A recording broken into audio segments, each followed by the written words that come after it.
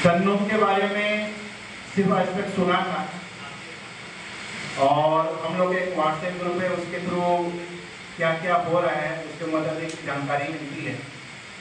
मगर मैं एक चीज़ कह दूँ, एज से मैं जितना भी लगूँ जैसा भी लगूँ, मगर पढ़ाने का जो एक्सपीरियंस है मेरा, मैं जब 10th क्लास में पढ़ता था उस वक्त से पढ़ा रहा और इनफैक्ट टीचिंग को छोड़ना पड़ा। अपनी कुछ होता है सभी का aim of life, civil services को ज्वाइन करना पड़ा। फिर भी अभी कंपटीशन रिलेटेड टीचिंग से जुड़ा ही हुआ हूँ और इतने दिनों में एक्सपीरियंस जो है मेरा, मैं ये कह सकता हूँ तन्नुम को आज मैंने पहली बार सामने से देखा और सामने से बोलते हुए सुना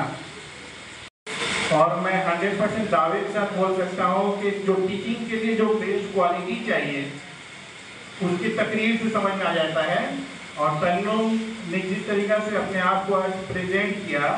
इससे समझ में आ रहा है कि you are in safe hand. Teams है,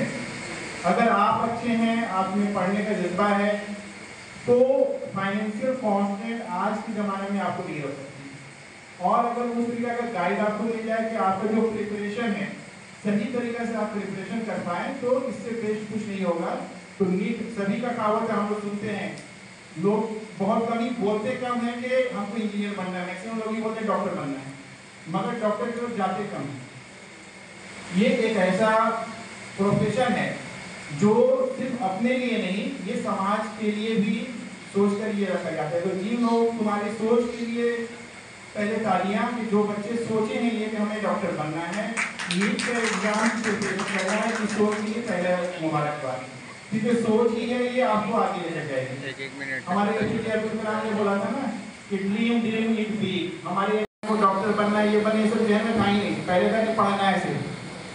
मगर आजकल के बच्चे होनहार हो चुके हैं, बहुत सही हो चुके हैं, समाज बदल चुका है, लोगों की सोच बदल चुकी है। आजकल बहुत पहले से ही बच्चे ख्वाब देख रहे हैं कि हमको ये बनना, ये बहुत अच्छा पॉजिटिव इंडिकेशन है।